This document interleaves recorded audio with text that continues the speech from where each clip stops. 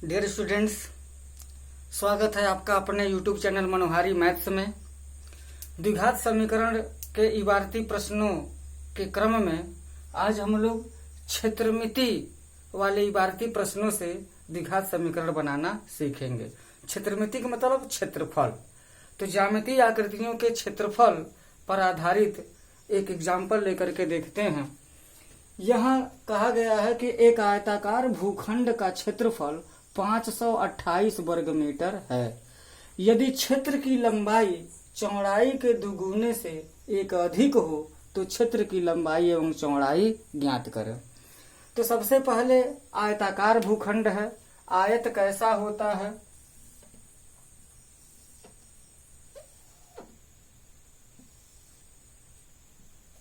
यही है आयत। आयत में लंबाई भी होती है और चौड़ाई भी होती है। ये लंबाई वाली भुजा है, चौड़ाई वाली भुजा है। तो इस आयताकार भूखंड का क्षेत्रफल 528 वर्ग मीटर है। क्षेत्र की लंबाई चौड़ाई पर निर्भर कर रही है। तो अगर हम चौड़ाई मान लेंगे उसके हिसाब से लंबाई निकल जाएगा। तो यहाँ पर माना क्षेत्र की चौड़ाई x मीटर है, इसलिए जो लंबाई है वो क्या हो जाएगी? लंबाई हो जाएगी चौड़ाई के दुगुने से, यानी कि x गुणे 2 एक अधिक, एक मात्रक अधिक मतलब 1 मीटर अधिक है। अर्थात ये हो जाएगी लंबाई 2x धन 1 मीटर। ये हमारी लंबाई हो गई। अब कंडीशन क्या है? ये चौड़ाई इनका x है और लंबाई 2x धन 1 है मीटर में। तो क्षेत्रफल कितना है? शर्त के अनुसार क्या है यहाँ? क्षेत्रफल। तो क्षेत्रफल बराबर होता है आयत का लंबाई गुणे चौड़ाई बराबर क्षेत्रफल। तो लंबाई कितना है? 2x धन 1 मीटर है। चौड़ाई कितनी है? x मीटर है। तो क्षेत्रफल कितना हो जाएगा? 2x धन 1 गुणे x बराबर किसके? न्यूमेरिकल में है 528 वर्ग मीटर। अब यहाँ गुणा कर देंगे तो 2x स्क्वायर धन x बराबर 528 या 2x स्क्वायर धन x ऋण 528 बराबर हो जाएगा 0 के। ये हमारा द्विघात समीकरण बन गया। अब इसको हल करते हैं। हल करके देखते हैं लंबाई और चौड़ाई कितनी आती है। तो यहाँ श्रीधराचार्य का सूत्र लगा दें। गुणनखंड से भी कर सकते हैं, श्रीधराचार्य से भी हल कर सकते हैं। तो हो जाएगा x बराबर, यहाँ पर क्या है? a बराबर 1 है, b बराबर a बराबर 2 है, b बराबर 1 है और c बराबर ऋण 528 है। तो x बराबर होता है माइनस b का मतलब 1 है, minus b plus minus under root b square minus 4 into a into c 528 पूरे के बटे 2a का मतलब 2 गुणे 2 हो जाएगा। अब यहाँ x बराबर minus b plus minus under root 1 कम 1 हो जाएगा। ऋण ऋण का गुणा हो जाएगा धन, 4 दूना 8 हो जाएगा। तो 8 64 के 4, 8 दूना 16 6 22 के 2, 8 पचे 40 और 40 2 42 पूरे के बटे 4 हो जाएगा। इसको हल करेंगे तो यहाँ पर देखेंगे x बराबर ऋण 1 धन ऋण, ये हो जाएगा 4224 में जब 1 जोड़ेंगे तो 4225 हो जाएगा पूरे के बटे 4 हो जाएगा। प्यारे बच्चों, यहाँ 4225 का हमको वर्गमूल निकालना है। यहाँ श्रीधराचार्य के मेथड से इसलिए मैं हल कर रहा हूँ, जिन बच्चों को वर्गमूल निकालने नहीं आता होगा या उनको कन्फ्यूजन है तो यहाँ पर उनकी कन्फ्यूजन दूर हो जाएगी। तो आइए 4225 का वर्गमूल भाग विधि से कैसे निकालते हैं उस पर चर्चा करते हैं। तो सर ध्यान दीजिएगा, यहीं पर हम देख लेते हैं। जैसे 4225 का अगर हमको वर्गमूल निकालना है तो करते क्या है, यहाँ हम जोड़ा बनाते हैं, दाएं से बाएं की ओर जोड़ा बनाते हैं। जोड़ा बनाने के बाद से एक खड़ी लाइन और एक पड़ी लाइन खींच देते हैं। अब पहला जोड़ा देखते हैं क्या है, 42 है। अब 1 से लेकर के 9 तक के जो हमारे अंक हैं उनके वर्ग तो हमें याद है, क्या है, 1 का वर्ग 1 होता है, 1 का वर्ग 1 होता है, 2 का वर्ग 4 है, 3 का वर्ग 9, 4 का वर्ग 16, 5 का वर्ग 25, 6 का वर्ग 36, 7 का वर्ग 49, 8 का वर्ग 64, 9 का वर्ग 81। 10 का वर्ग नहीं करते हैं, 2 अंकों वाली संख्या नहीं लिखी जाती, मात्र 1 अंक वाली संख्या ही लिखते हैं यहाँ। तो हम यहाँ पर देखेंगे कि 1 से 9 तक के कौन सा अंक है जिसका वर्ग 42 के बराबर है या 42 के समकक्ष है। तो देखेंगे यहाँ 7 का वर्ग है 49, 6 का वर्ग है 36, तो 7 का वर्ग 49 तो 42 से ज्यादा हो जाएगा, इसलिए 6 का वर्ग हम यहाँ पर लेंगे। अब 6 को 3 जगह लिखेंगे, यहाँ लिखेंगे, ऊपर लिखेंगे और यहाँ भी लिखेंगे, 3 जगह लिखेंगे। 6 में 6 का गुणा करें या 6 का वर्ग, वैसे भी याद है हमको, 6 का वर्ग हो जाएगा 36। अब यहाँ खड़ी लाइन के बगल में जो 6 है उसको हम जोड़ते हैं। जोड़ने से पहले एक ध्यान रखते हैं यहाँ कि 6 6 12 होगा, तो 12 को ऐसे जगह पर लिखेंगे ताकि 12 के बाद भी कोई एक अंक लिखा जा सके अगली प्रक्रिया पूरी करने के लिए। तो यहाँ हम जगह छोड़ दिए। अब फिर क्या करेंगे, घटा देंगे, इधर तो जोड़ देते हैं, इधर घटा देते हैं दाईं ओर। 12 में से 6 घटेगा तो 6 हो जाएगा, और अगला जोड़ा 25 है, 25 ही उतारेंगे। ध्यान दीजिएगा, जब हम साधारण भाग देते हैं तो एक एक अंक को उतारते हैं, लेकिन वर्गमूल में हम जोड़ा ही उतारते हैं, हमेशा जोड़ा उतारते हैं। तो 25 हो जाएगा। अब 25 उतारने से और 6 के साथ संख्या कौन सी बनी है, 625 बनी है।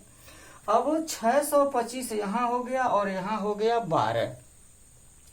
तो हम ये देखेंगे कि 12 के बगल में 1 से लेकर के 9 तक के बीच में कोई अंक ऐसा है जिसको लिख देने से बनी हुई संख्या में उसी अंक से पुनः गुणा करने पर 625 के ठीक बराबर हो जाए या 625 के समकक्ष रहे। तो अक्सर हम ये देखते हैं, जैसे भाग में हम अनुमान लगाते हैं कितनी बार में भाग जाएगा, वही नियम यहाँ पर भी लागू हो। जैसे देखिए ये 12 है, 2 अंक का है, 2 अंक इसमें भी ले लेंगे, 62 है, 62 में 12 का भाग 12 पंजे 60, 5 बार जाएगा अनुमानतः।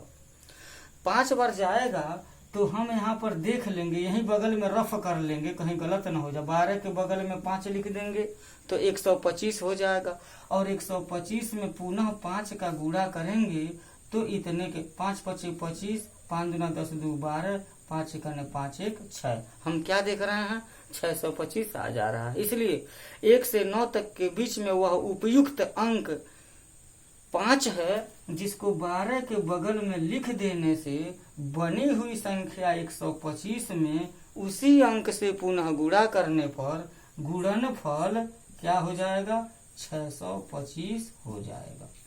उस 5 को यहाँ भी लिखेंगे, यहाँ भी लिखेंगे, यहाँ भी लिखेंगे, गुणा करके यहाँ पर देखेंगे 625 आ जाएगा। तो अब घटा देंगे तो यहाँ पर हमारा उत्तर ये हो जाएगा 65। इसको जोड़ देंगे पुनः 130, फिर एक अंक लिखने भर के यहाँ पर जगह छोड़ देंगे। अगर 0 नहीं आ रहा था तो प्रक्रिया आगे बढ़ाते और एक अंक यहाँ पर लिख देते। चेक करने के लिए कि हमारा भाग सही है, वर्गमूल सही है कि गलत है, हमको 65 का वर्ग कर देंगे तब तो 4225 हो जाएगा, लेकिन उतना करेंगे तो टाइम लगेगा। हम क्या करेंगे, यहाँ अगर यहाँ 0 आ गया है मतलब कट गया है, तो यहाँ का जो अंक है संख्या है क्या है, 130 है। 130 है तो इसका आधा करिए। आधा करने के बाद 130 का आधा क्या होगा, 65 होगा। वहां पर 65 आया हुआ है, मतलब उसका आधा ही आना चाहिए। अगर आया है तो सही है। चलिए एक बार और वर्गमूल देख लेते हैं, क्योंकि प्रश्न हल करते समय नियम रिपीट होते हैं और नियम को जो है देख लेते हैं तो हमेशा माइंड में बना रहता है। हमको 4225 का वर्गमूल निकालना। 4225 का वर्गमूल निकालने के लिए दाएं से बाएं की ओर हम जोड़ा बना देंगे। यहाँ पर एक जोड़ा 25 पर लग जाएगा, एक जोड़ा 42 पर लग जाएगा। अब उसके बाद से 42 है तो हम विचार करेंगे कि 1 से लेकर के 9 तक के कौन सा अंक है जिसको यहाँ रखने के बाद से उसका वर्ग कर देने पर 42 के ठीक बराबर हो गया या 42 के संपर्क होगा, तो वो संख्या जो है 6 है। और वर्ग हमको पहले से याद है। सजेस्ट करूंगा सभी बच्चे लगभग 1 से लेकर के 20 तक की संख्याओं का वर्ग और कम से कम 1 से लेकर के 15 तक का घन याद कर लें, तो उनको बहुत सहायता मिलेगी। तो यहाँ 6 6 12 हो गया और इस घटा देंगे तो 6 हो जाएगा। अगला जोड़ा उतार देंगे 625 हो जाएगा। अब यहाँ पर 12 है, यहाँ पर 625 है, तो हम ये देखेंगे कि 1 से 9 तक के बीच में किस अंक का चयन करें जिसको 12 के बगल में रखने से बनी हुई संख्या में पुनः उसी अंक से गुणा करने पर गुणनफल 625 के बराबर हो जाए या 625 के समकक्ष हो। तो वो अंक 5 है। 5 यहाँ रखेंगे, 125 हुआ है और फिर 5 से गुणा किए तो 625 हो गया। इधर जोड़ देंगे, इधर घटा देंगे। चेक करने के लिए 130 का आधा करेंगे, 65 होगा। 65 यहाँ पर आया हुआ है, वर्गमूल हमारा सही है। कब, जब यहाँ पर 0 आ जाए तब। तो ये रहा वर्गमूल।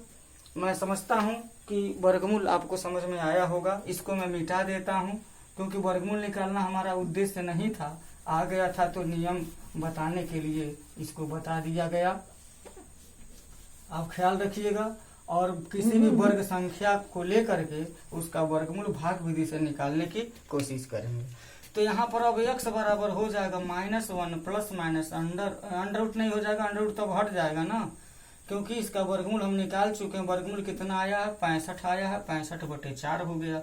अब यहाँ से धनात्मक भी है ऋणात्मक भी है, तो एक बार हम धनात्मक मान ले लेंगे तो x बराबर हो जाएगा 1 धन 65/4, अर्थात x बराबर 65 में से 1 घट जाएगा तो 64 हो जाएगा। 64/4 हो गया, अर्थात x बराबर हो जाएगा 16। मात्रक हम क्या माने हैं, मीटर माने हैं, तो 16 मीटर लिख देंगे। अब निगेटिव मान हम लेंगे ही नहीं। ये ऋण 1 है, ऋण 65 है, ऋण 66 होगा, तो ऋणात्मक होगा नहीं, क्योंकि ये जो x है वह लंबाई है। लंबाई कभी ऋणात्मक नहीं होती, दूरी कभी ऋणात्मक नहीं होती है। तो x बराबर हमारा 16 मीटर आ गया। फाइनली उत्तर में हम लिखेंगे चौड़ाई क्या हो जाएगी, चौड़ाई बराबर 16 मीटर और लंबाई क्या हो जाएगी, लंबाई हमारी कितनी है, 2x + 1 है, तो हो जाएगा 16 दूना 32 और 32 में 1 जोड़ देंगे तो हो जाएगा 33 मीटर। फाइनली उत्तर हो जाएगा उस आयताकार भूखंड का क्षेत्रफल अगर 528 वर्ग मीटर है तो उसकी लंबाई 33 मीटर और चौड़ाई 16 मीटर हो सकती है। क्षेत्रफल पर आधारित एक दूसरा प्रश्न देखते हैं। एक समकोण त्रिभुज का क्षेत्रफल 54 वर्ग सेंटीमीटर है। यदि आधार लंब का 3 गुना हो तो आधार ज्ञात करें। तो बात है समकोण त्रिभुज की, तो सबसे पहले समकोण त्रिभुज कैसा होता है उसको तो देखा। ये है त्रिभुज, 3 भुजाएं हैं, 3 शीर्ष हैं, 3 कोण होते हैं और समकोण त्रिभुज में एक कोण 90 अंश का होता है, तभी तो समकोण है। इस भुजा को आधार कहते हैं, इस भुजा को लंब कहते हैं और इस भुजा को कर्ण कहते हैं। कर्ण, तो यहाँ पर आधार लंब का 3 गुना है। आधार लंब की भुजा पर निर्भर कर रही है। तो सबसे पहले यहाँ मानेंगे कि माना लंब x सेंटीमीटर है, इसलिए आधार क्या हो जाएगा, आधार बराबर लंब का 3 गुना, यानी कि 3 गुणे x बराबर 3x सेंटीमीटर हो जाएगा। समीकरण कैसा बनेगा, शर्त है समकोण त्रिभुज के क्षेत्रफल की बात की गई है, भुजा की बात की नहीं की गई है। अगर भुजा की बात की गई रहती तो पाइथागोरस का प्रमेय का प्रयोग करते। यहाँ पर क्षेत्रफल की बात की गई है, तो क्षेत्रफल क्या होता है, क्षेत्रफल होता है 1/2 गुणे आधार गुणे लंब बराबर समकोण त्रिभुज का क्षेत्रफल। ये सूत्र लिख देंगे और इसमें मान भर देंगे। 1/2 गुणे आधार कितना है 3x, लंब कितना है x से में, क्षेत्रफल कितना है प्रश्न के अनुसार 54 दिया गया, जितना दिया रहेगा उतना लिख देंगे।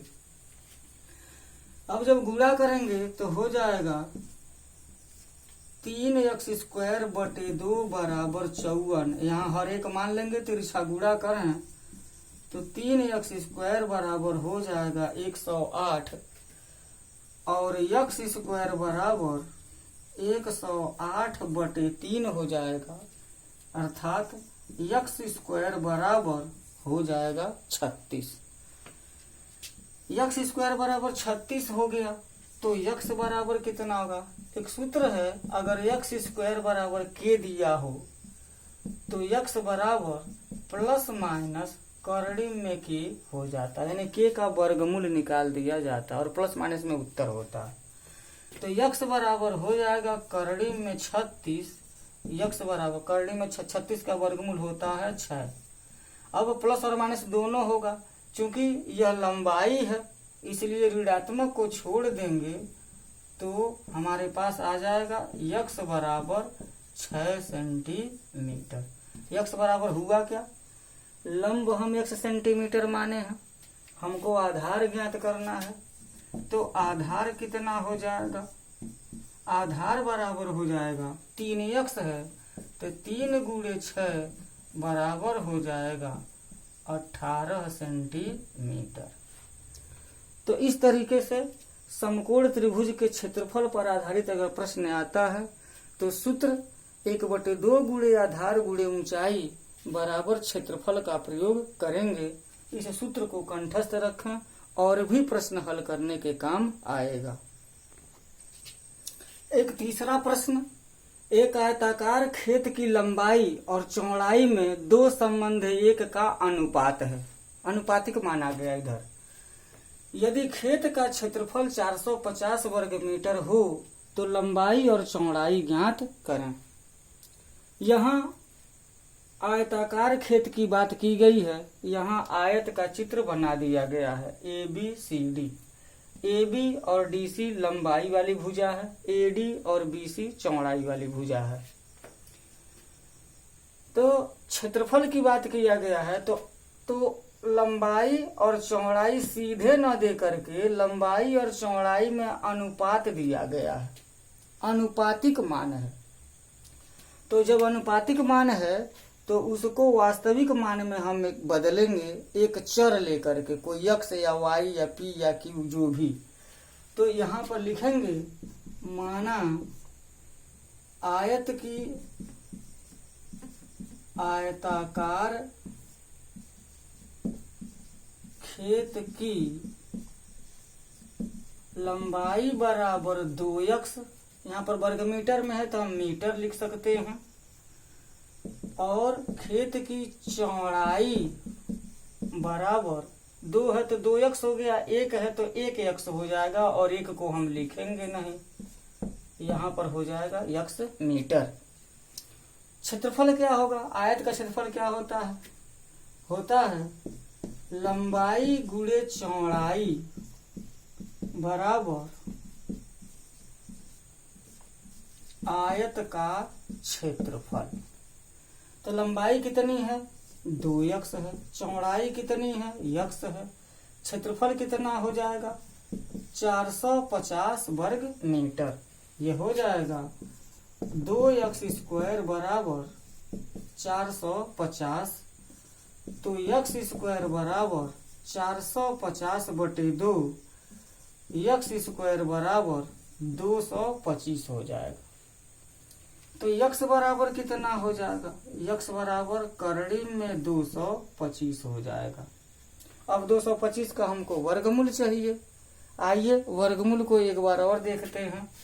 अगर 225 का हमको वर्गमूल निकालना है तो 3 अंक की है, वो 4 अंक का था, 3 अंक की है। दाएं से बाएं की ओर हम जोड़ा बनाएंगे। यहाँ 25 का तो जोड़ा बन गया, लेकिन 2 का जोड़ा नहीं बन रहा है।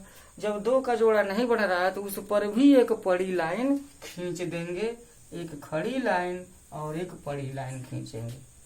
अब पहला जोड़ा तो नहीं है, लेकिन पहला इसको जोड़ा मान सकते हैं। ये 2 है।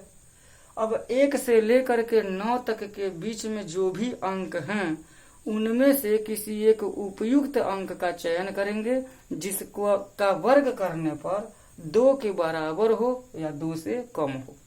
तो हम जानते हैं 1 का वर्ग 1 होता है, 2 का वर्ग 4 होता है। 2 अगर हम रखेंगे तो 4 हो जाएगा, जो कि 2 से ज्यादा है। और 1 का वर्ग करेंगे तो वह 1 ही होगा, 2 से कम है। अर्थात 1 का वर्ग 1 ही 2 के समकक्ष है। तो 1 को हम 3 जगह लिखेंगे। 1 में 1 का गुणा करेंगे तो 1 हो जाएगा। और यहाँ क्या करेंगे, इनको जोड़ देंगे तो 1 1 हो जाएगा 2। इतना स्पेस दे देंगे ताकि दूसरा अंक भी लिखा जा सके भविष्य में। 2 में से 1 घटा देंगे, अगले वाले जोड़े 25 को उतार लेंगे।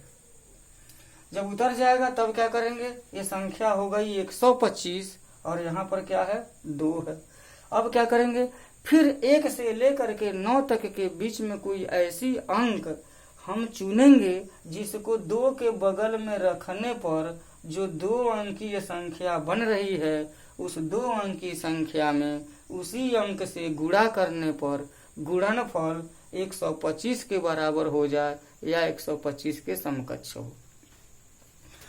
तो एक अनुमान लगाते हैं, यह 2 है, यहाँ पर 12 है। अनुमान लगाते हैं तो 12 में 2 का भाग देंगे तो 6 आएगा। 2 छक्के 12। तो देख लेते हैं, रफ भी कर सकते हैं। ये तो छोटी संख्या है, वर्गमूल बड़ा जल्दी हो जाएगा। लेकिन बड़ी जो संख्याएं होती हैं 4 4 5 5 6 6 अंक की जो संख्याएं होती हैं उसके वर्गमूल निकालने में हम यही प्रक्रिया अपनाते हैं। तो प्रक्रिया अभी समझ लीजिए। 2 छक्के 12 हुआ, 6 को रख करके ट्राई करेंगे, 26/6 होगा। 6 छक्के 36 के 6, 6 दूना 12 3 15, 156 हो गया। जबकि हमको चाहिए 125 ही। तो 26 6 लिखने से गुणनफल 156 हो रहा है। इसका मतलब 6 यहाँ पर नहीं आएगा। तो उससे एक कम करके यानी कि 5 को, तो 5 यहाँ पर है, यहाँ रखेंगे, यहाँ भी इस जोड़े के सामने रखेंगे और यहाँ पर 5 3 जगह 5 रखेंगे, गुणा करेंगे। 5 5 25 के 5, 5 दूना 10 2 12। ये हो गया। 5 5 हो जाएगा 10 और 2 1 हो जाएगा 3, घटा देंगे तो 0 हो जाएगा। अब यहाँ पर हम देख सकते हैं जब यहाँ पर 0 आया तो यहाँ पर कौन सा अंक है, संख्या है 30 है। 30 का आधा कर देंगे, कितना आएगा 15। 15 आया है कि नहीं आया है? 15 आया है। इसका मतलब उत्तर हमारा बिल्कुल सही है। 225 का वर्गमूल कितना हो जाएगा 15 हो जाएगा। तो x बराबर हम ±15 तो लिखेंगे, लेकिन यहाँ भी लंबाई वाली बात आ गई है इसलिए धनात्मक मान ही लिखेंगे। ये हो जाएगा 15 मीटर। तो क्या आया, लंबाई भी ज्ञात करना है, चौड़ाई भी ज्ञात करना है। तो x माने कितना है, हम खेत की लंबाई को 2x माने हैं और चौड़ाई को x माने, तो चौड़ाई 15 हो गया। अब उसके बाद से लंबाई कितनी हो जाएगी, फाइनल उत्तर लिख देंगे यहाँ कि चौड़ाई बराबर 15 मीटर और लंबाई बराबर कितना हो जाएगा 15 दूना 30 मीटर हो जाएगा। चेक करने के लिए 15 में 30 का गुणा करेंगे तो 450 आएगा। अर्थात जो हम लंबाई चौड़ाई निकाले हैं वो बिल्कुल सही है। तो डियर स्टूडेंट्स, मैं आशा करता हूँ कि क्षेत्रमिति पर आधारित इबारती प्रश्न से द्विघात समीकरण बनाना आप सीखे होंगे। इसी के आधार पर और भी प्रश्न आपके जो एक्सरसाइज में हैं उनको आप हल कर सकते हैं। कोई परेशानी होती है तो कृपया कमेंट करके बताएं। धन्यवाद।